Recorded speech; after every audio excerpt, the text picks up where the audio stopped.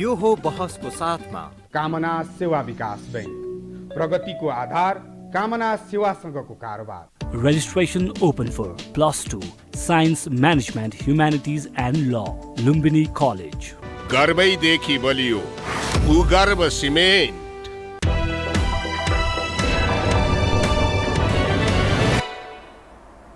नमस्कार, यो बहसमा म यहाँहरूलाई हार्दिक स्वागत गर्दछु। जीवराम भण्डारी। आज यहाँहरू सामुन्ने उपस्थित हुनुहुन्छ बलबहादुर केसी। उहाँ नेपाली कांग्रेसका नेता हुनुहुन्छ, पूर्व मन्त्री, पार्टीका केन्द्रीय सदस्य, नेपाली कांग्रेसका केन्द्रीय सदस्य। 51 वर्ष अविराम निरन्तर राजनीतिक यात्रा बलबहादुर केसीको। विक्रम सम्मत 2027 सालमा महेन्द्ररत्न क्याम्पसको सोभियो सभापति, नेभी सङ्घबाट उहाँले जित्नुभयो। त्यस्तै 36 सालको विद्यार्थी आन्दोलनको एउटा अगुवा बलबहादुर केसी। विक्रम सम्मत 2035 देखि 36 सम्म नेभी सङ्घको कार्यवाहक अध्यक्षको रूपमा उहाँले जिम्मेवारी निर्वाह गर्नुभयो। 40 देखि 44 सालसम्म नेभी सङ्घको केन्द्रीय अध्यक्ष। 42 सालको सत्याग्रह, 46 को आन्दोलन, 62-63 को आन्दोलनमा एउटा अगुवा नेताको रूपमा उहाँले भूमिका निर्वाह गरेको त्यो इतिहास छ। 48 साल, 51 साल, 56 साल र 70 सालमा उहाँले पटक पटक गरेर सोलुखुम्बु जिल्लाबाट सांसदमा जित्नुभयो। 6वटा मन्त्रालय उहाँले हाँक्नुभयो। 3 पटक मन्त्री हुनुभयो। निरन्तरको यो यात्रा बलबहादुर केसीको यो विगत हेर्दाखेरि त्यो खालको त्याग, समर्पण अनि राजनीतिक हिसाबले लाभ पनि उहाँलाई प्राप्त भएको छ। राजनीतिमा स्वभावैले राजनीति गर्नुको अर्थ राजकाजमा जिम्मेवारीको पनि महत्त्व छँदैछ। नेपाली कांग्रेस यतिखेर महाधिवेशनको पूर्व सन्ध्यामा छ। कांग्रेस मात्रै छैन, नेकपा एमाले छ, त्यसै गरी नेकपा माओवादी केन्द्र पनि राष्ट्रिय सम्मेलनको अन्तिम तयारीमा छ। राष्ट्रिय प्रजातन्त्र पार्टी महाधिवेशनको तयारीमा छ। यसरी हेर्दाखेरि सबै पार्टीहरू यो मङ्सिर पुस यो महिना चाहिँ महाधिवेशनको त्यो माहौल, त्यस्तो मेहरो, त्यस्तो चलेको छ। बलबहादुर केसीसँग म आज नेपाली कांग्रेसको यो महाधिवेशन, समसामयिक राष्ट्रिय राजनीतिक अवस्था र नेपालको राजनीतिक भविष्यलाई केन्द्रमा राखेर विश्लेषणात्मक र सूचनामूलक ढङ्गले म आज कुराकानी गर्ने प्रयत्न गर्नेछु। सर्वप्रथम म उहाँलाई स्वागत गर्छु। स्वागत छ यहाँलाई। धन्यवाद। अब म कहाँबाट प्रारम्भ गर्न चाहेँ भने महाधिवेशनको अन्तिम केन्द्रीय महाधिवेशनको अन्तिम तयारीमा तपाईँहरू हुनुहुन्छ। विभिन्न तहको अधिवेशनहरू सम्पन्न गर्दै हुनुहुन्छ। कतिपय ठाउँमा अरू हुँदैछ, थप बाँकी नै छ। एउटा प्रजातान्त्रिक छवि बनाएको कांग्रेस इन्टरनेसनल विश्वले पनि त्यसै गरेर बुझ्दछ। कम्युनिस्टहरूसँग तपाईँहरूको यतिखेर सहकारी, सहयात्रा र आगामी दिनमा चुनावी तालमेल गर्ने कुरा पनि छ। विश्वले चिन्ने कांग्रेसलाई त्यो प्रजातान्त्रिक पार्टी हो, अर्थात् तपाईँहरूले अहिले भन्ने शब्दभन्दा लोकतान्त्रिक भन्नुहुन्छ, लोकतान्त्रिक पार्टी हो।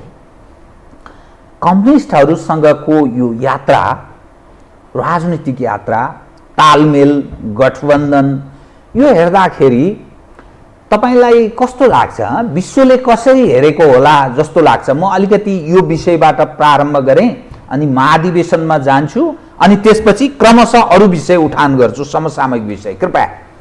अब जीवराज भण्डारीजी, बडो महत्त्वपूर्ण प्रश्न तपाईँले उठाउनु भयो नेपाली कांग्रेसका लागि।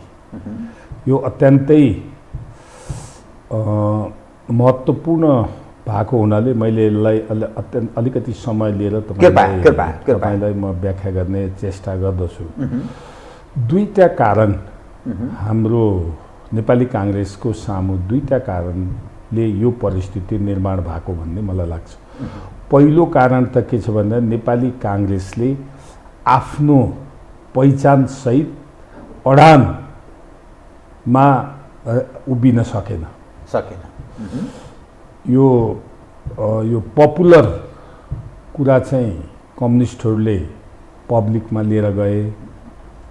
त्योबाट प्रभावित भएर नेपाली काङ्ग्रेस पनि आफ्नो के अरे अडानलाई लुज गर्दै गर्दै त्यहीतिर चाहिँ के छ भने काङ्ग्रेस बकिन थाल्यो, बग्यो। त्यस कारणले अहिलेको नेताहरूको सबभन्दा कमजोरी यही देखिन गयो।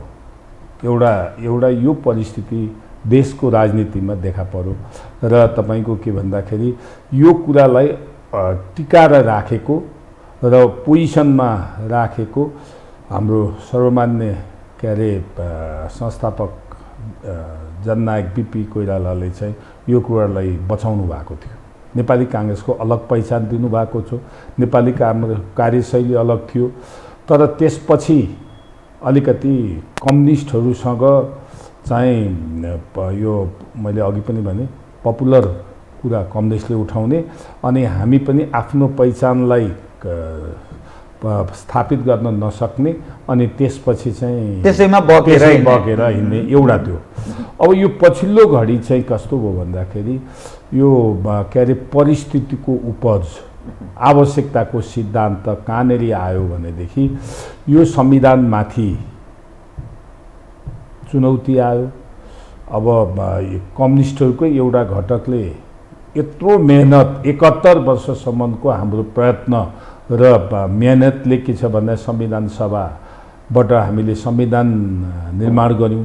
त्यो संविधानमाथि नै यो के अरे आक्रमण भइसके त्यो संविधानलाई बचाउनका निम्ति सिङ्गो काङ्ग्रेसले मात्रै सक्ने स्थिति देखिएन। किनभने संविधान निर्माणका लागि पनि हामी सबैले साझा धारणाका साथ हामीले संविधान बनायौँ।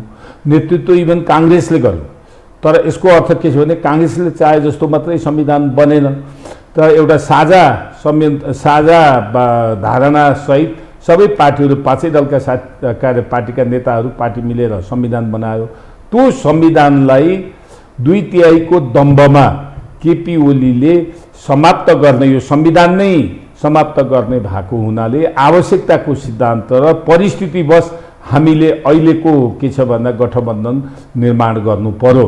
त्यस कारणले हामीले अहिले सिरियसली यो अधिवेशनबाट के कुरो चाहिँ हामीले स्थापित गर्नुपर्छ भने सिङ्गो काङ्ग्रेसको पहिचानलाई पुनः स्थापना गरेर बिपीले हिजो जसरी आफ्नो पहिचान भनेको अर्थ काङ्ग्रेसको पहिचान जनताको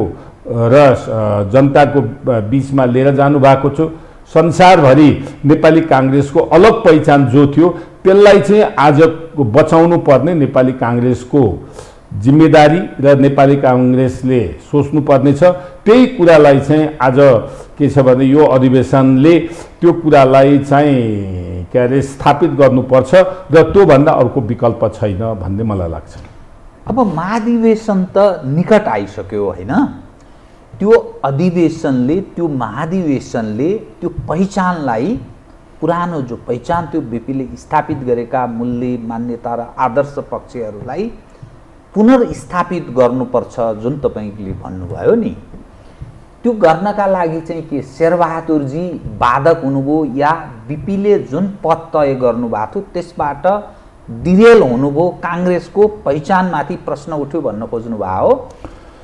अब काङ्ग्रेस पछिल्लो समय आएर अब यो आदर्श सिद्धान्त र नीति र विधान त नेपाली काङ्ग्रेस चल्न सकेन, त्यस अनुरूप चल्न सकेन र मूल्य र मान्यता र लिगासी जो हिजो थियो त्यसलाई पनि समात्न सकेन।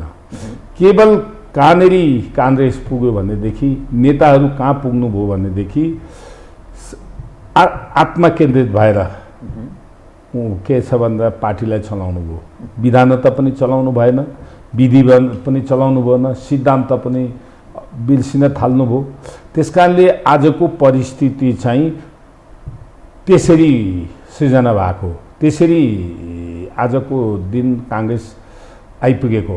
अब त्यसको मुख्य मान्छे पात्र को हो त भन्दाखेरि पार्टी सभापति को भन्दाखेरि शेरबहादुरजी। त्यसकारणले यो कुराको ठुलो जिम्मेदारी चाहिँ शेरबहादुरजीले लिनुपर्छ। केन्द्रीय कार्य समितिको नाताले र केही नेताहरूको हिसाबले अरूले पनि आफ्नो हिसाबले लेलान्। तर म चाहिँ किन भन्दाखेरि सुरुदेखि नै अब म सैद्धान्तिक हिसाबले त मैले पनि लिनुपर्छ, व्यवहारिक हिसाबले म चाहिँ किन यो कुरालाई स्वीकारिरहेको छैन भने सुरुदेखि नै यो कुरा उठाउने जोड घटाउ, पार्टीभित्रको सत्ताको जोड घटाउ नगरिकन यो कुरा उठाउँदा मलाई घाटा हुन्छ, यो कुरा उठाउँदा नाफा हुन्छ भन्ने कुरा सोच्दै नसोचिकन सिङ्गो पार्टीलाई के छ भन्दा ठिक ढङ्गले चल्न सकेको छैन, नेता ठिक ढङ्गले चल्न सक्नु भएको छैन भनेर सुरुदेखि फ्रम द बिगिनिङ मैले कुरा उठाउँदै आएँ। आज के भन्दाखेरि त्यो हिसाबले मलाई थाहा छ, मेरो यत्रो लामो लगानी विश्वेश्वर प्रसाद कोइरालादेखि आजसम्म पार्टीमा काम गर्दै जाँदाखेरि मलाई के थाहा छ भने काङ्ग्रेस दह्रो भयो भने हामी सबै दह्रो हुने हौँ, काङ्ग्रेस लुते भयो र कुनै व्यक्ति दह्रो हुँदैमा काङ्ग्रेस दह्रो हुँदैन भन्ने त्यो मुख्य मर्म चाहिँ मलाई थाहा छ। किनभने मेरो लगानी मैले अघि तपाईँले भनिहाल्नुभयो 51 वर्ष त मैले लगानी गरेको छु यो पार्टीमा। अलिकति तपाईँले एउटा कुरा छुटाइदिनु भयो, के छुटाइदिनु भयो भने म 7 वर्षसम्म जेल बसेको छु यो पार्टीका निम्ति। त्यसकारणले अब यो हिसाबले हेर्दाखेरि आज काङ्ग्रेस जन्मकालदेखि आज 70-71 वर्षको जो काङ्ग्रेसको कालखण्ड बित्यो, समय बित्यो, सबभन्दा कमजोर नेपाली काङ्ग्रेस आजको दिनमा खडा भएको छ। अघि तपाईँले कुरा उठाउनुभयो, के अरे नेपाली काङ्ग्रेसले आफ्नो पहिचान दिन सकेन, सङ्गठनलाई चुस्त दुरुस्त गर्न सकेन। आज सारा के अरे सिङ्गो नेतृत्वले सबैको साझा नेतृत्व हुन सकेन र के अरे विभिन्न गुट उपगुट समूह उपसमूहमा विभाजित भएर बसेको छ। पुस्ताको कुरा आएको छ, विचारको कुरा यो नेपाली काङ्ग्रेसले जानेरी विचार रहेन। त्यसपछि त तपाईँको कुनै न कुनै के अरे कुरालाई समातेर कुनै आधारलाई टेकेर के अरे पार्टी सिङ्गो पार्टी त के भन्दाखेरि खण्डित हुने भयो। त्यही कुरा आजको परिस्थितिमा हामी पुगेका छौँ। त्यसकारणले मेरो चाहिँ कुरो के हो भन्दा सिङ्गो काङ्ग्रेस दह्रो भएन भने हामी सबै सङ्गठनमा रहेका नेतादेखि कार्यकर्तासम्म शुभचिन्तकहरू सबै के भन्दाखेरि कमजोर हुन्छ, लोकतन्त्र कमजोर हुन्छ। लोकतन्त्र कमजोर भयो भने देशको के अरे देशको राष्ट्रियता कमजोर हुन्छ। देशको राष्ट्रियता मात्रै होइन, जनताको अधिकार, मानव अधिकार र जनतालाई के छ भन्दाखेरि जनता चाहिँ अधिकारबाट वञ्चित हुन्छन्। त्यस कारणले आजको आवश्यकता भनेको चाहिँ नेपाली काङ्ग्रेसलाई सिद्धान्तमा के अरे टिकाउने, सिद्धान्तमा अडान लिएर नेपाली काङ्ग्रेसलाई सञ्चालन गर्ने, विधि र पद्धतिलाई के भन्दाखेरि मानेर अगाडि हिँड्नु बाहेक यहाँ बहुमत र अल्पमतको कुरा होइन। बहुमत र अल्पमत त लोकतान्त्रिक पार्टीभित्र निर्वाचनको बेला होला, अघि पछि होला, तर सिङ्गो काङ्ग्रेस विधान र सिङ्गो नीति र ऊ छ। त्यसमा चाहिँ जस्तो मैले कहिलेकाहीँ भन्ने गर्छु, सबभन्दा पहिला त सिद्धान्तको कुरा, सङ्गठनको कुरा, नेतृत्वको कुरा, यी तीनटा कुरा भएन भने ठिक ढङ्गले पार्टी चल्दैन। त्यसकारणले यो कुरामा अहिले हाम्रो चाहिँ अलिकति कमजोर स्थिति देखिएको छ। त्यो कुरा चाहिँ हामी सबै काङ्ग्रेसका सबै सिनियर नेताहरूले यसलाई ठिक ढङ्गले अगाडि लानुपर्छ भन्ने मलाई लाग्छ।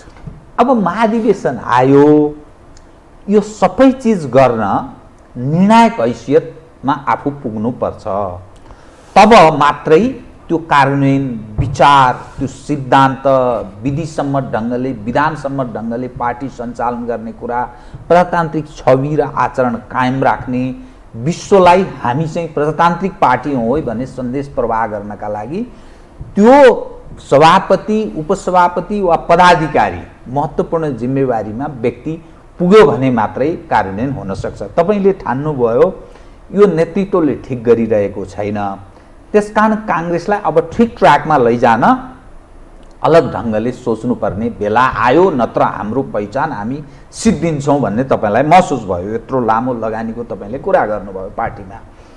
अब के गर्नुहुन्छ तपाईँ, केमा उठ्नुहुन्छ? तपाईँको पार्टीमा फेरि गुट छ, एउटा शेरबहादुरजीले ह्यान्डल गर्नुहुन्छ, अर्को रामचन्द्रको गुट भन्ने सुनिन्छ, अरू पनि विमलेन्द्र तपाईँभन्दा जुनियर भाइहरू पनि सभापतिमा दाबी गरिसके, प्रकाशमान सिंहले दाबी गरिसके, शशाङ्कले दाबी गरे, शेखरको दाबी छ, कल्याण गुरुङको दाबी छ, 101 सभापतिको दाबी गर्न थाले। अब तपाईँको इतिहास हेर्दा 51 वर्ष तपाईँले राजनीतिमा लगानी गर्नुभयो, पटक पटक महत्त्वपूर्ण आन्दोलनहरूमा महत्त्वपूर्ण भूमिका निभाउनु भएको छ। अब केमा उठ्ने त तपाईँ, के गरेर यो सम्भव छ बताउनुहोस् त। अब यो तपाईँको प्रश्नसँग दुईटा भागमा म व्याख्या गर्न चाहन्छु। पहिलो कुरो त के छ भने अहिलेको नेपाली काङ्ग्रेसको सङ्गठनलाई चुस्त दुरुस्त र प्रभावकारी बनाउने हो भने सिङ्गल नेताले मात्रै यो काङ्ग्रेसलाई ड्राइभ गर्न हाँक्ने कुरा अलिकति करिब किनभने जो अहिले परिस्थिति देखिरहेछ असम्भव जस्तो देखियो। त्यस कारणले के छ भन्दाखेरि कलेक्टिभ लिडरसिप भन्दा अर्को विकल्प छैन। सामूहिक नेतृत्व भन्दा अर्को विकल्प छैन। त्यो सामूहिक नेतृत्वमा जसले लगानी गरेको छ, जसले नेपाली काङ्ग्रेसमा पूर्ण समय खर्च गरेको छ देशभरि, ती मान्छेहरू चाहिँ किनारा लाग्न थाले। नेतृत्वले ठिक ढङ्गले सङ्गठनको निर्माण नगर्दा, सङ्गठनको आकार नदिँदाखेरि अब यो पार्टीभित्र पनि विकृतिहरू प्रवेश गर्यो।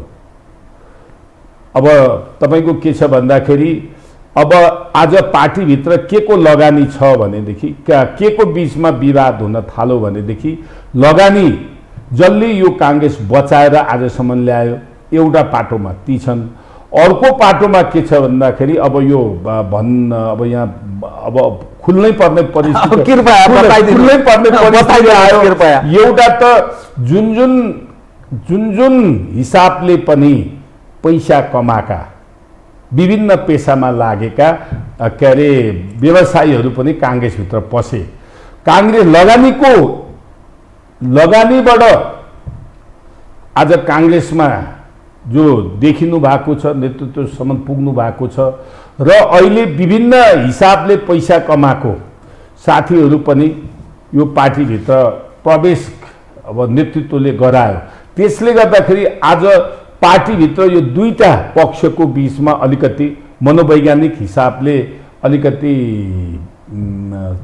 अब सङ्घर्षै त नभनौँ, अलिकति के छ भने प्रतिस्पर्धा छ। त्यसको सहारामा केही साथीहरू टिक्नु भएको छ, पैसाको सहारामा नेता पनि केही न केही त्यो सहारामा टिक्नु भएको छ। केही साथीहरू चाहिँ शुद्ध पावरमा जो बसेको छ, किनभने ती पैसा कमाउने साथीहरू त कसलाई समात्दाखेरि आफ्नो बाटो सोधिन्छ, पुगिन्छ भन्ने, पावरमा पुगिन्छ भन्ने कुरा त उहाँलाई थाहा छ। अब हाम्रो लगानी मात्रै गरेका मान्छेकामा त आउँदैनन्, किनभने पावरमा पुगेका छैनन्। त्यसकारणले आजको सङ्घर्ष नेपाली काङ्ग्रेसभित्र यो दुईटा कुराको सङ्घर्ष देखिन थालेको छ। यसलाई मिलाएर लिएर जानुपर्नेमा यो के छ भने प्रतिस्पर्धा जस्तो देखिन थालेको छ। यो नेतृत्वको कमजोरी हो भन्ने मलाई लाग्छ। अब जहाँसम्म अब मेरो उम्मेदवारीको कुरा गर्नुहुन्छ भने म पहिलो किताबमा पढ्छु। अघि तपाईँलाई भने 51 वर्ष मेरो 68 पुगेर 69 लागे। म त्यो मेरो आयुभित्र मैले 51 वर्ष त के भन्दाखेरि मैले पार्टीभित्र लगानी गरेँ। म अघि पनि भने 7 वर्ष जेल गएँ, के अरे विद्यार्थी 36-36 को आन्दोलनको अध्यक्ष भएर नेतृत्व कायम गरेँ। त्यही विद्यार्थी पञ्चहरूले मलाई कालो मसो दलेर सहर घुमाए, के का लागि? यही लोकतन्त्रका लागि।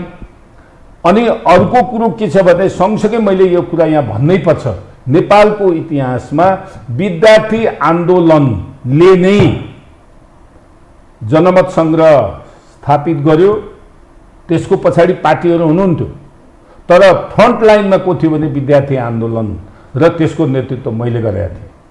नेभी सङ्घको तर्फबाट र त्यो आन्दोलनले नेपालको राजनीतिक मञ्चमा चाहिँ के छ टर्निङ पोइन्ट यदि जनमत नभइदिएको र देशव्यापी रूपमा जुन किसिमको पहेँलो र निलोको बीचमा विभाजन पब्लिकमा जनताको बीचमा विभाजन नभएको भए आजको जग न गणतन्त्रको कुरा यद्यपि हामीले काङ्ग्रेसले पहिल्यैदेखि उठाएको थियो व्यवहारिक रूपमा चाहिँ के छ भन्दाखेरि हामीले के छ भन्दाखेरि नेपालको राजनीतिमा टर्निङ पोइन्टमा पुग्यो। त्यसकारणले मैले भने तपाईँलाई यो इतिहास हेर्दाखेरि मैले नि बनाएका धेरै साथीहरूबाट हर हिसाब गरेर उहाँहरू माथिल्लो तहमा पुगिसक्नु।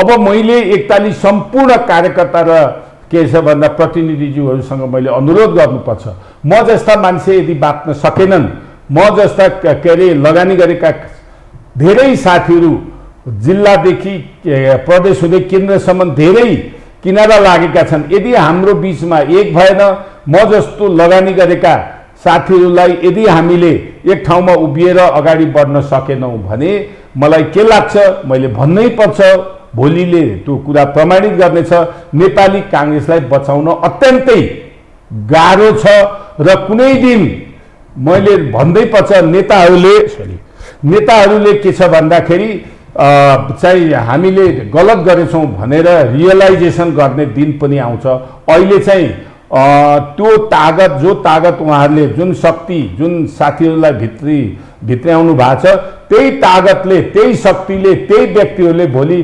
शेरबहादुर पनि भएन, रामचन्द्र पनि भएन, अरू नेता पनि भएन भनेर पार्टीलाई क्याप्चर गरेर यो लोकतन्त्रलाई नै खतरामा उभ्याउने स्थिति यो नेपालमा आउन सक्छ। त्यो खतराबाट बच्नका निम्ति पनि मेरो उम्मेदवारी हो र त्यसलाई सम्पूर्ण साथीहरूलाई म अनुरोध गर्न चाहन्छु। के पदमा तपाईँ केमा उम्मेदवारी? मैले अहिले म के भन्दाखेरि अब उपसभापतिको रूपमा चाहिँ अब मैले मान्नुपर्ने भनेको के छ भन्दाखेरि मन परे पनि नपरे पनि अब कार्यशैली चित्त बुझे पनि नबुझे पनि आज म भन्दा सिनियर मान्छेको रूपमा नेताका रूपमा अब रामचन्द्र शेरबहादुरजी हो, अब अरू पनि साथीहरू छन् नभएका होइनन्, तर विभिन्न कालखण्डमा उहाँहरूले चाहिँ के छ भन्दाखेरि निरन्तरता दिन सक्नु भएको छैन। अब म एउटा के छ भन्दा मैले भने अहिलेकै कार्य समितिमा पनि सबभन्दा सिनियर उहाँहरूभन्दा पछाडि मै नै हुँ। त्यसकारणले यो हिसाबले हेर्दाखेरि अब मैले उपसभापतिमा उम्मेदवार दिने चाहिँ टुङ्गो गरेको छु। भोलिका दिनमा त्यो फिर्ता लिनुपर्ने स्थिति भयो भने पछि हट्ने त होइन उपसभापतिबाट? अब त्यसको त्यो अहिले उम्मेदवारी यो हिसाबले मैले उम्मेदवारी जो मैले सार्वजनिक गरेँ म फिर्ता लिने स्थिति छैन, नम्बर 1। नम्बर 2, पार्टी बचाउने कुरा आयो र अघि तपाईँले भन्नुभयो सिङ्गो नेपाली शेरबहादुरजीले यो पार्टीलाई आजको दिनमा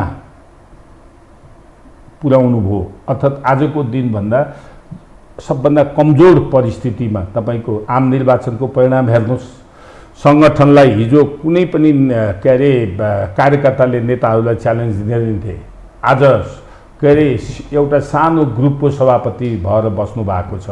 केन्द्र सम्पूर्ण काङ्ग्रेसको सभापति शेरबहादुरजी हुन सक्नु भएन। अब मेरो पहिलो चाहिँ के छ भन्दाखेरि शेरबहादुरसँग असहमति हुने साथीहरू एक ठाउँमा हुनुभयो र मैले त्याग गर्नुपर्ने भने पार्टीका निम्ति तर के अरे लोकतन्त्रका निम्ति, जनताका निम्ति र यो पार्टी बचाउनका निम्ति म भन्दा उपयुक्त साथीहरू नेताहरू देखिनुभयो भने त्यतिखेर एउटा समझदारी गर्न सकिन्छ। अन्य नत्र के भन्दाखेरि मैले कुनै पनि हालतमा मैले उपसभापति पदमा लड्छु। तपाईँ कुन गुटबाट त? अब काङ्ग्रेसमा त गुट छ, शेरबहादुरजीको एउटा छ, रामचन्द्रजीको अर्को भनिन्छ, त्यसै गरी शेखरजी अलग्गै, अनि प्रकाशमान, विमलेन्द्र निधि, अब यो सारा जो मानिसहरू छ नि, गोपालमान श्रेष्ठ पनि दाबी गर्दै हुनुहुन्छ, यी 101 जो मानिसहरू देखिया छन् कुन गुटबाट तपाईँको उपसभापति? अब तपाईँले जो प्रश्न, मैले मेरो आशय अलिकति अझ क्लियर गर्न सकिनँ जस्तो लाग्यो। पहिलो कुरो त मैले स्पष्ट रूपमा भने आजको काङ्ग्रेसको नेतृत्व शेरबहादुरजीले लिइरहनु भएको छ। अझ 5.5 वर्षसम्म उहाँले गर्नुभयो। विधान मान्नु भएन, विधि मान्नु भएन। त्यो के छ भन्दाखेरि नेपाली काङ्ग्रेसलाई, सिङ्गो काङ्ग्रेसलाई खण्डित समूह उपसमूहमा पुर्याउनु भयो र आज निर्वाचनमा तपाईँको के छ भन्दाखेरि उहाँले काङ्ग्रेसको हितका निम्ति भन्दा पनि अरू पार्टीका हितका निम्ति भोट माग्दै हिँड्नुभयो, अर्थात् सिङ्गो काङ्ग्रेस कमजोरी भयो र शेरबहादुरजी भन्दा अलग नेता जो अहिले बजारमा आफ्नो नाउँ सभापतिमा उम्मेदवारी दिनुभएको छ, म पहिलो मेरो प्रयत्न के छ भन्दाखेरि एक गराउनेमा लाग्छु। शेरबहादुर इतरहरू गराउनमा अहिले पनि लागिरहेको छु। मैले रामचन्द्रजीलाई भेटेको छु, के अरे प्रकाशमानजीलाई भेटेको छु, शशाङ्कजीलाई भेटेको छु, शेखरजी अहिले विराटनगर हुनुहुन्छ, उहाँसँग अहिले कुराकानी हुन पाएको छैन। भन्दाखेरि सिङ्गो सबै साथीहरूलाई भेटेर पार्टी बचाउने हो, काङ्ग्रेसलाई बचाउने हो भने हामी एक हुनुको अर्को विकल्प छैन भन्ने मेरो मूल थिम हो। त्यसकारणले अहिले यो वा यो तो भनेर मैले के भन्दाखेरि उपसभापति, काङ्ग्रेसको उपसभापति हुँ आजसम्म। अब तर एक गराउन सकियो भने त्यसपछिको सेटिङ कसरी हुन्छ त्यहाँ कहाँनेर म रहन सक्छु र पार्टी बचाउने कुरामा म त्याग गर्न पनि सक्छु। तर पार्टी चाहिँ बच्नु पर्यो, सबै साथीहरूले यसलाई महसुस गर्नु पर्यो अनि म पनि महसुस गर्छु। अब साधन त हेर्दाखेरि मैले तपाईँ अघि पनि भनिसक्यो कि 51 वर्ष निरन्तर काम गरेको छु र म यसको यो उपसभापतिको हिसाबले म योग्य छु भन्ने मलाई लाग्छ। अनि त्यो सम्भावना छ त? यत्रा मानिसहरू शेरबहादुरजी सभापतिका लागि पहिलेदेखि नै दाबी गरिरहनु भएको छ। उहाँको दाबी के छ भने म अन्तिम पटक, अब एकपटक म पार्टी सञ्चालन गर्छु, पार्टीको नेतृत्व लिन्छु, त्यसपछि म काङ्ग्रेसको भोलिका दिनमा नेतृत्व लिने छैन। सार्वजनिकमा उहाँ त्यसै बोल्दै हुनुहुन्छ। दोस्रो, यहाँ त थुप्रो छ त। रामचन्द्रजी, तपाईँहरूको शेरबहादुर इतरको कुरा गर्दा रामचन्द्र, शशाङ्क, शेखर, प्रकाशमान अनि यी सबै, विमलेन्द्र दिदी भलै शेरबहादुरजीकै गुटमा हुनुहुन्थ्यो, उहाँले अलिक बिट्रे गरे जस्तो देखिन्छ। तर मिल्न सम्भव छ त? कसरी मिल्न सम्भव होला बताइदिनु त। मैले किनभने यो कार्यकर्ता जनका लागि विश्वासिलो आधार के छ, त्यो शेरबहादुर इतरहरू एक भएर उभिने, खडा हुने सम्भावना कसरी देखा पर्छ बताउनु। मैले अघि पनि भने पार्टी बचाउने हो भने, काङ्ग्रेस बचाउने हो भने चाहिँ एक हुनुको विकल्प छैन। कि त शेरबहादुरजीले आज जसरी पार्टी हाँकिरहनु भएको छ त्यो ठिक ढङ्गले हाँकिरहनु भएको छ भन्ने निष्कर्षमा हामी पुग्नु पर्यो। होइन, ठिक ढङ्गले हाँकिरहनु भएको छैन, पार्टीलाई युनाइटेड, पार्टीलाई विभाजन गराइदिनु भयो उहाँको कार्यकालमा र सबै के अरे भित्र बाहिर नेपाली काङ्ग्रेसको छवि ठिक छैन भनेर यदि निष्कर्षमा पुग्ने हो भने एक हुनुभन्दा अर्को विकल्प छैन, नम्बर 1। नम्बर 2 के छ भने चाहना राख्नु ठिक हो, सबै साथीहरू योग्य हुनुहुन्छ, लामो इतिहास छ। तर पार्टीलाई यस्तो सङ्कट परेको बेलामा बचाउने कि नबचाउने, आफ्नो मात्रै महत्त्वाकांक्षाको कुरा गरेर यो अवसर मैले मात्रै पाउनुपर्छ भनेर हिँड्दाखेरि पार्टी बच्छ। पार्टी बचेन भने उहाँ बच्नुहुन्छ अनि त्यही पार्टीकै त्यही प्ले कुन ग्राउन्डमा खेल्नुहुन्छ उहाँहरू कुन ग्राउन्डमा खेल्नुहुन्छ? यदि होइन भने त हामीले भन्न के पर्छ भने प्रत्यक्ष अप्रत्यक्ष शेरबहादुरलाई नै मद्दत गरिरहनु भएको छ कि यो भित्र भन्नुपर्ने परिस्थिति पनि आउँछ। अब यहाँ कुनै व्यक्तिको पछाडि भन्दा पनि सिङ्गो पार्टीलाई कसरी पछाउने भन्ने पक्षबाट हेर्नुपर्छ, एउटा पार्ट। दोस्रो कुरो चाहिँ शेरबहादुरजीले यो नेपाली काङ्ग्रेसमा सुरुदेखि नै सबभन्दा भाग्यमानी शेरबहादुरजी हुनुहुन्छ। विशेष पछाडि कोइरालाको पालामा के छ भन्दाखेरि किशनजीको पालामा, गणेशमानजीको पालामा सुदूरपश्चिमाञ्चलबाट सिङ्गो मरुभूमिमा एउटा रुख उहाँले उचालेर लिएर जानुभयो। नत्र भने धेरै धेरै सिनियर, धेरै लगानी गरेको, उहाँभन्दा त अरू पनि छन् लगानी गरेका। आज मैले कुटाइ खाएको कुरा गर्नुहुन्छ, जेल बसेको कुरा गर्नुहुन्छ, उहाँभन्दा बढी कुटाइ खाने त म हुँ। जेल सँगसँगै बसेका छौँ उहाँ, त्यस कारण उहाँ पाँचचोटि प्रधानमन्त्री हुनु भइसक्यो, पार्टीको सभापति भइसक्नुभयो। अब उहाँले पाउनु के बाँकी छ? अभिभावक भएर सबैलाई समेटेर सबैको के छ भन्दाखेरि उचाइ के भन्दा अभिभावक बसेर सबैलाई समेटेर सबैको साझा नेता भएर बस्नु सबभन्दा कल्याण हुन्छ। अब अर्को कुरा यो पटक र अर्को पटक म अभिभावक भन्छु, अर्को पटकसम्म यो काङ्ग्रेस रह्यो भने न उहाँ के छ भन्दाखेरि अभिभावक हुनुहोला। त्यस कारणले अर्को अधिवेशन 5.5 वर्ष पछाडि, 4 वर्ष पछाडि त यो काङ्ग्रेस जनताको आकर्षण र जनताको पक्षमा काम गर्ने भनेर रहने कि नरहने भन्ने नि अहिले यो काङ्ग्रेसलाई बचाउनु पर्ने नि परिस्थिति आएको हुनाले मैले भन्छु शेरबहादुरजीलाई अझै अनुरोध गर्छु, समय छ,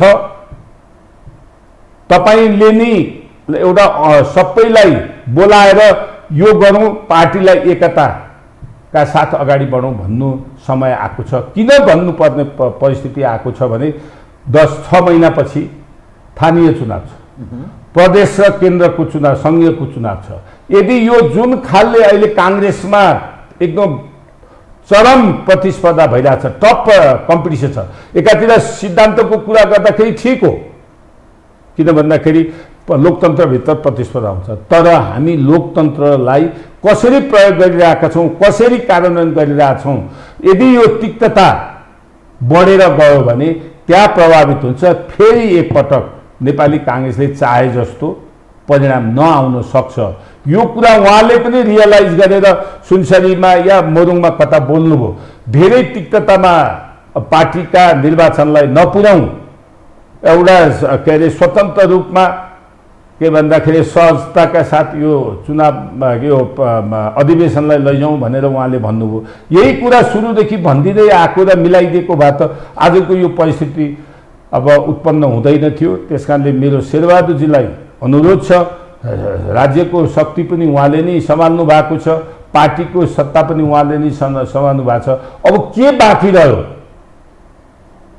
सर्वसम्मतको पनि केही प्रयत्न सम्भावना कहीँ छ त्यस्तो? अब सर्वसम्मति त शेरबहादुरजीले चाहनुभयो भने हुन्छ, अरूले चाहेर हुँदैन। अब किनभने सिङ्गो उहाँ आफै म हुँ भनेर आइसकेर भनेपछि त हाम्रो एउटा निष्कर्ष के छ भने शेरबहादुरजी रहँदा पार्टीलाई बचाउन सकिन्छ कि सकिँदैन, लोकतन्त्रलाई बचाउन सकिन्छ कि सकिँदैन भन्ने निष्कर्षमा पुगेर उहाँको लगानीप्रति हिजोसम्म उहाँको लगानी, उहाँको इतिहास लोकतन्त्रका लागि छैन भन्दिनँ म, तर केही दिन यता, केही वर्ष यता आएर जसरी उहाँले के अरे पार्टीको भन्दा पनि आफ्नो हितमा काम गरिरहनु भएको छ, त्यो चाहिँ ठिक ढङ्गले देश पनि चलाउन सकेको छैन, पार्टी पनि चल्न सकेको छैन।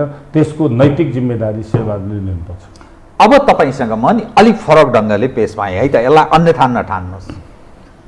तपाईँको यो सारा कुरा सुन्दा के देखिन्छ भने बरु रामचन्द्र ठिक भन्ने आशय देखिन्छ। एक दोस्रो प्रश्न, जुन रामचन्द्र पौडेल एउटा सामान्य कम्युनिस्टको कार्यकर्तासँग चुनाव हारेको व्यक्ति, पटक पटक उहाँ प्रधानमन्त्रीका लागि त्यो त 1 दर्जनभन्दा बढी दाबी गर्नु, हारेको हारे, अनि पर्सनालिटीको हिसाबले हेर्दा पनि त्यो खालको छवि उहाँले कायम पनि गर्न सकेका देखिँदैन।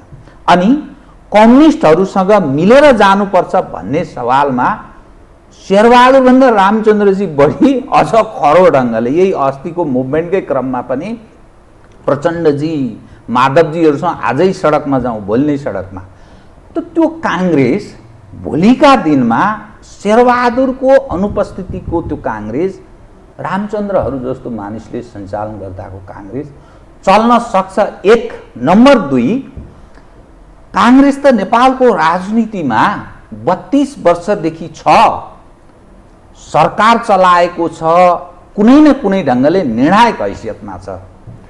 आज आफ्नै कार्यकर्तामाथि गोली प्रहार भइरहेको छ, धाँधली भएको कुरा आएको छ, कुटाकुटको अवस्था छ, टाउको फुटेका छन्, नवधनाढ्यहरूको काङ्ग्रेसमा हावी हुन थालेको छ। त्यो पुराना तपाईले जो त्याग समर्पण त्यो इतिहासको कुरा गर्नुभयो, ती मानिस गौण हुन थालेका छन्। अनि यो काङ्ग्रेस बचाउनु पर्ने किन? नेपाली जनका लागि मैले यो प्रश्न गरेको, किन बचाउनु पर्ने?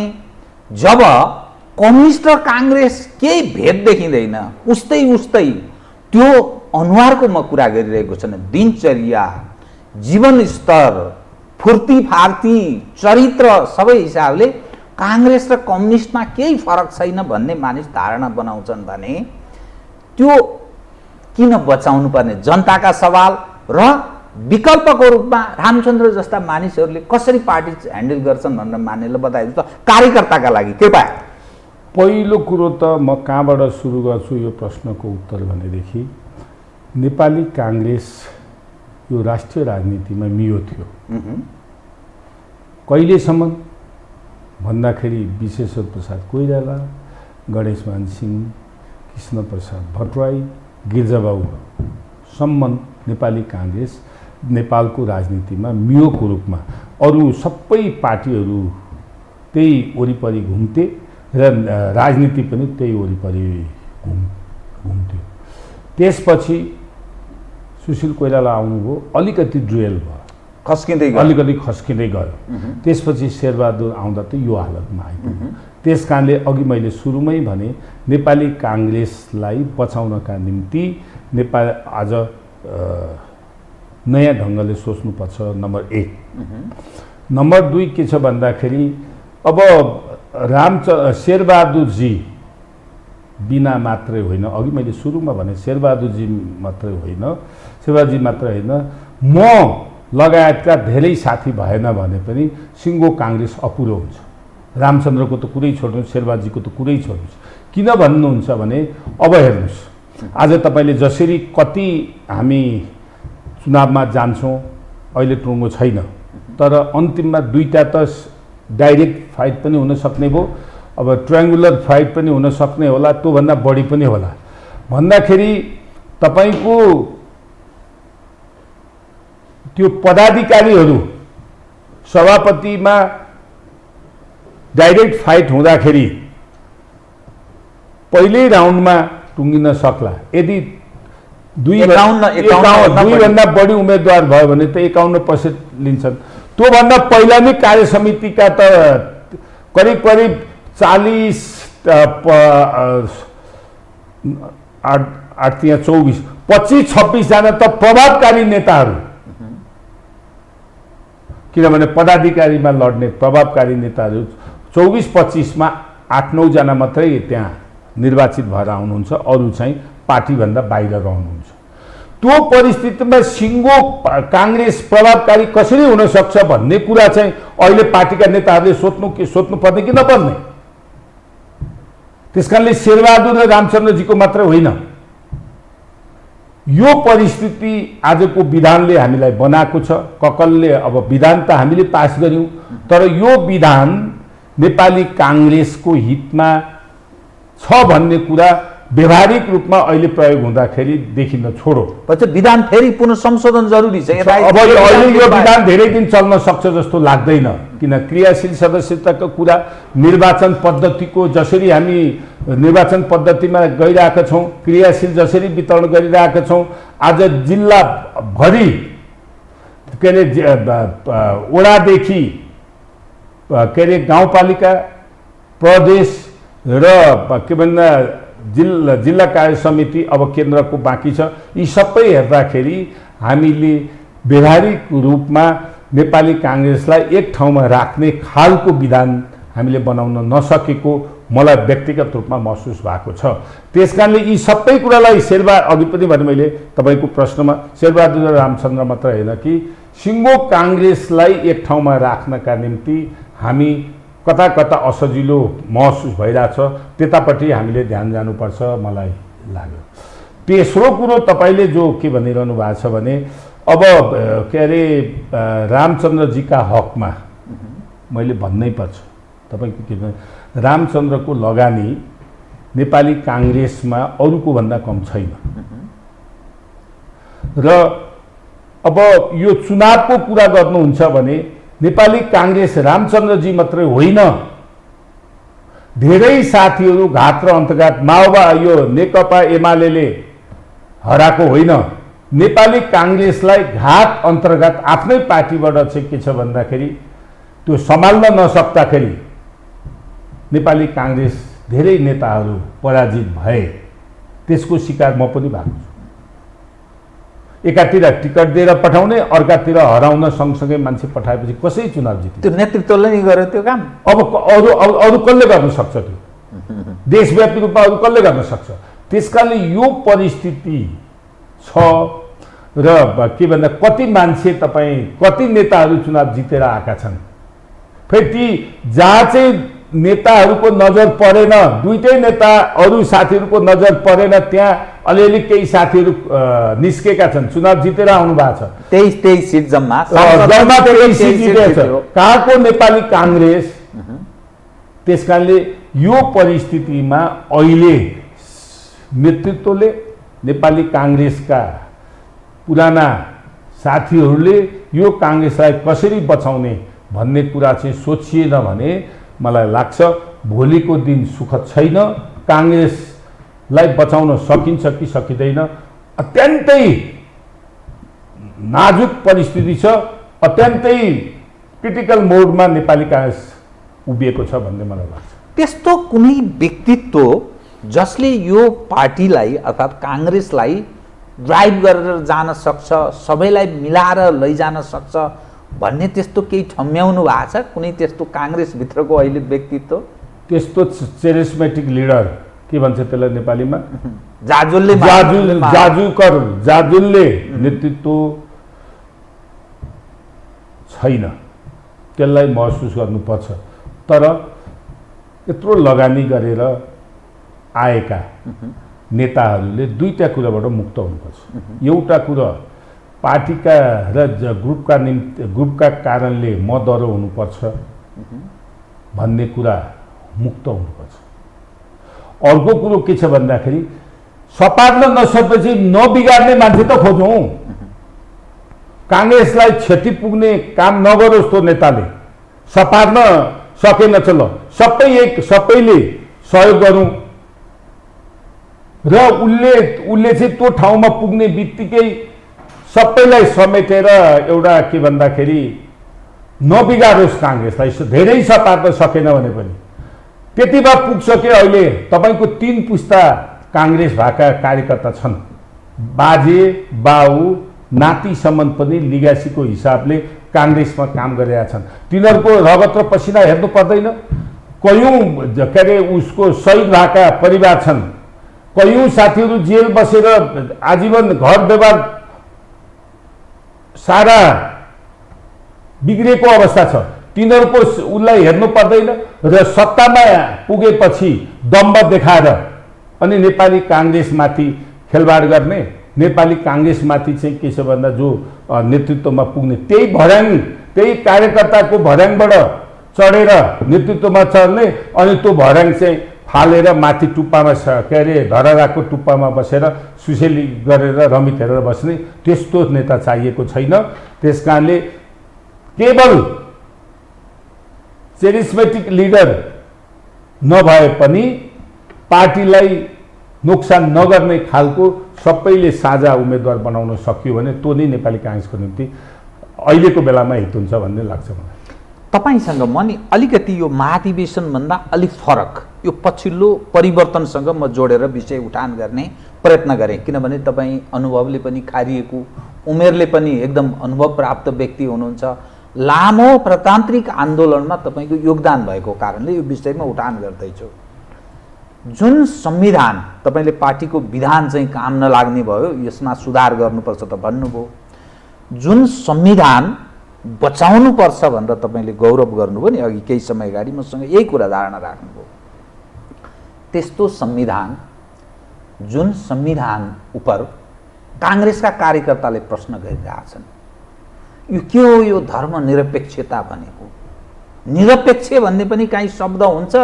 हरेकको आफ्नो धर्म हुन्छ, पानीको आफ्नो धर्म हुन्छ, आगोको आफ्नो धर्म, उज्यालोको आफ्नो धर्म, अँध्यारोको आफ्नो धर्म।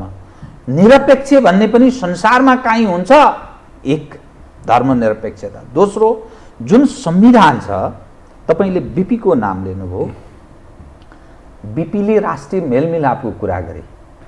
त्यो राष्ट्रिय मेलमिलाप कोसँग र के का आधारमा? त्यो तागतसँग, नेपालको आन्तरिक तागतसँग गरे। अहिलेको कांग्रेस बाह्य तागतसँग मेलमिलापको कुरा गर्छ, आन्तरिक तागतसँग भन्दा। त्यसैले नेपाली समाजमा अलिकति सिस्टम उप प्रश्नहरू उठ्न थालेको छ। यसरी पनि देश चल्छ? सम्पूर्ण भत्ताभङ्ग छ, कार्यपालिका उप प्रश्न छ, न्यायपालिकाको यो कन्तबिजोग हविगत छ, संसद बस्न सक्दैन, जनताका समस्या उप छलफल हुन सक्दैन। भोलिका दिनमा चुनाव भयो भने पनि होम पार्लियामेन्ट निर्माण हुने सालाखाला टुङ्गो छ भनेर भन्छन् मानिस। राजनीतिक स्थायित्वमाथि फेरि पनि प्रश्न उठिरहने हुन्छ। अनि यस्तो संविधानमा त्यो सुधारको कल्पना नगरी यो बचाउनु पर्छ किन भन्नुभयो तपाईले? बताउनुस् त। यसका मूल कारणहरू सरी मूल कारण के भन्दा चाहिँ संसारको इतिहासमा जनताले संविधान बनाउने विरल अवसर पाउँछ। त्यसकारणले यो संविधान भनेको कसै निगार उसमा आएको होइन, जनताले निर्वाचित गरेर पठाएका जनप्रतिनिधिहरूबाट निर्माण भएको संविधान हो। त्यो हस्ताक्षर म पनि हुँ, त्यो संविधानको हस्ताक्षर म पनि हुँ। त्यसकारणले जनताको म्यान्डेटलाई हामीले बचाउनु पर्यो, नम्बर 1। नम्बर 2 के हो भन्दाखेरि यो संविधान 5 दलको साझा दस्तावेज हो। त्यसकारणले ठ्याक्कै तपाईले भन्नु जस्तो गरेर एउटा पार्टीको विचार र सिद्धान्तले मात्रै प्रिभेल गरेको छैन। त्यसकारणले यो साझा डकुमेन्टको त्यो साझा डकुमेन्ट पनि तपाईको के हो भन्दाखेरि एउटा आन्दोलनबाट आएको शक्ति माओवादी, एउटा के भन्दाखेरि संस्थागत रूपमा देशको राजनीतिमा के अरे स्थापित भएको शक्तिका बीचमा एउटा समझदारीबाट आएको हो। त्यसकारणले निश्चय रूपमा नि केही कमी कमजोरी छन्, त्यसलाई करेक्सन गरेर लिएर जानुपर्छ। तर यसको अर्थ संविधानै च्यात्ने होइन, संविधानै जलाउने होइन। जलाउनेले त साथ दिएर हिँडिरहेका छन्, मान्दिन भन्नेले त के भन्दाखेरि ठिक छ केही समय सापेक्ष रूपमा हामीले परिवर्तन गरौँला, तर अहिले चाहिँ यो संविधान कायम गर्नुपर्छ भनेर भनिरहनु भएको छ। नम्बर 2। नम्बर 3 के छ भन्दाखेरि एउटा सबभन्दा ठुलो कुरो के देखियो अहिलेको उसमा भनेदेखि हेर्नुहोस्, विचारले पार्टीलाई, नीतिले पार्टीलाई दोहोऱ्याएन, व्यक्तिले पार्टीलाई दोहोऱ्यायो। संगठन केही होइन, संगठन केही होइन, म नै सबै चिज।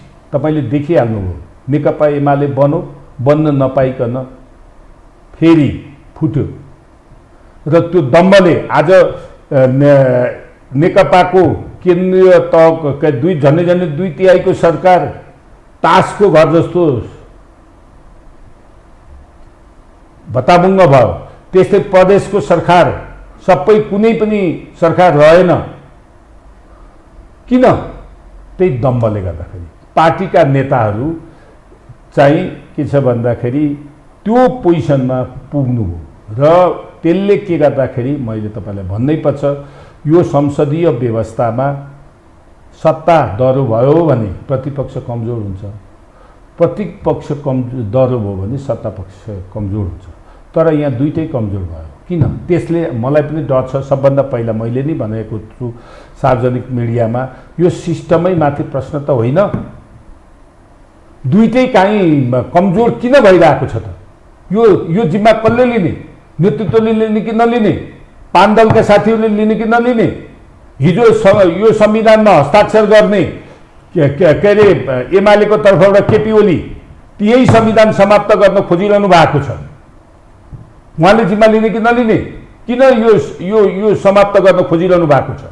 त्यसैले र अहिलेको राजनीति कसरी विकसित हुनु पर्यो गयो भने विचारले होइन, तपाईको भूगोल सबभन्दा हामीले सन्तुलन गर्नुपर्ने। सबभन्दा यहाँनिर के देख्छु भनेदेखि भूगोल, जाति र धर्मलाई यदि हामीले एक ठाउँमा ठिक ढङ्गले राज्यले सञ्चालन गर्न सकेन, नेताहरूको बीचमा सहमति हुन सकेन भने सबभन्दा ठुलो यो सिस्टमका लागि सबभन्दा चुनौती यो तीनटा चिज हुँदैछ यो देशमा। हिजो हामीले 24 राजा रजौटाहरूलाई एक ठाउँमा पृथ्वीनारायण शाहले ल्याउनु भयो, यहाँ कोड गर्नै पर्ने परिस्थिति थियो, आयो न। तर अहिले के छ भन्दाखेरि हामी फेरि त्यही ठाउँमा त पुर्याउनै जान लागिरहेछौँ। त्यसले यो देशको डिग्निटीमाथि, देशको युनिटीमाथि प्रश्न उठ्छ कि उठ्दैन? भोलि यदि हाम्रा कारणले हामीले सञ्चालन गर्न नसकेका कारणले हामी 24 राज्यमा फेरि फर्क्यौँ भने के परिस्थिति हुन्छ? त्योतिर उन्मुख हुन, त्यसलाई यो देशलाई युनिटीमा राख्ने, एकताबद्ध तरिकाले राख्ने काम यो पार्टीका नेताहरूको हो कि होइन? आज काहीँ मगरको कुरा उठिरहेको छ, काहीँ के भन्दाखेरि गुरुङको कुरा उठिरहेको छ, काहीँ लिम्बूको कुरा उठिरहेको छ, काहीँ राईको कुरा उठिरहेको छ, काहीँ केको कुरा उठिरहेको, काहीँ मधेसको कुरा उठिरहेको छ। त्यो वर्गलाई, त्यो क्लस्टरलाई अवसर दिने, राज्यले अवसर दिने कुरा हो। तर कुन हदसम्म अगाडि बढिरहेको छ त्यसलाई ध्यान दिनुपर्ने कि नदिने पार्टीका नेताहरूले। त्यसकारणले मेरो अत्यन्तै म सिरियस चाहिँ के छु भने जसरी यो पार्टी विकसित भइरहेको छ यसलाई चाहिँ पार्टीको नेतृत्वले, हरेक पार्टीका नेतृत्वलाई म अपिल गर्न चाहन्छु, परिस्थिति त्यति ठिक ढङ्गले चलिरहेको छैन।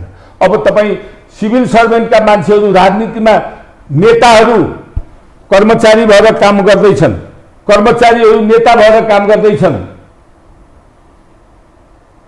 अब कोही अनुशासनभित्र छैन, समाज भाँडिएको छ, यो सारा नियम लागेको छैन, कानुन लागेको छैन, भ्रष्टाचार यति बढेको छ। स्थानीय तहमाको भ्रष्टाचार हेर्नुहुन्छ भने त्यो सीमा पार गरिसक्यो, अख्तियार दुरुपयोग रमिते भएर हेरिरहेको छ। त्यसकारणले मेरो कहाँनिर आपत्ति हो भने नेतृत्वमा, पार्टीका नेतृत्वले नै सरकार चलाउने हो। सरकार चलाउने गइसकेपछि अब तैचुप मैचुप किन भइराखेका छन्? मलाई सोध्नुहुन्छ भने त लोकतन्त्रमा चाहिँ म मन्त्री भए, गणतन्त्र आइसकेपछि म मन्त्री भएको छैन, पावरमा पुगेको छैन। तर दिनदिनै खस्किएर परिस्थिति गएको छ। यसलाई सम्हाल्नुपर्ने पार्टीका नेताहरू र के भन्दाखेरि सरकारमा पुगेका नेताहरूले यो त्यति सहज छ जस्तो लाग्दैन। चुनौती छ। यो देशको परराष्ट्र नीति ठिक ढङ्गले चलाउन सकिराखेका छैनौँ हामी। पार्टीले एकातिर के छ भन्दाखेरि समदूरीको कुरा गर्छौँ, तर व्यवहारिक रूपमा हेर्दाखेरि कहिले कहाँ यो अत्यन्तै अब बौद्धिक एक्सर्साइज गरेर मात्रै यो देश बचाउन सकिँदैन, यो देशलाई चलाउन सकिँदैन। व्यवहारिक रूपमा यहाँको परिस्थितिलाई बुझेर जसले अलिकति लगानी गर्छ, योगदान दिन सक्छ र त्यो भिजनसहित अगाडि आउँछ, भोलिको दिनमा त्यसले मात्रै सङ्कटलाई ताछ, होइन भने भुमरीमा फस्छौँ भन्ने मलाई लाग्छ। हस्, धन्यवाद चाहिँ। ल, तपाईँले मलाई मेरो विचार राख्ने अवसर दिनुभयो, तपाईँलाई पनि धन्यवाद। आदरणीय दर्शकवृन्द, उहाँ हुनुहुन्थ्यो बलबहादुर केसी, नेपाली काङ्ग्रेसका नेता। समसामयिक विषयलाई केन्द्रमा राखेर गरिएको कुराकानी। म सहित मेरो सम्पूर्ण युनिटलाई कार्यक्रमबाट बिदा दिनुहोस्, तर यो हो टेलिभिजन हेर्दै रहनुहोला। नमस्कार।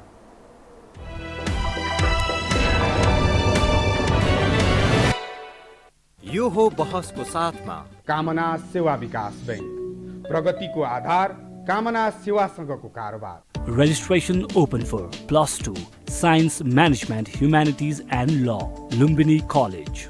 गर्वैदेखि बलियो भूगर्भ सिमेन्ट।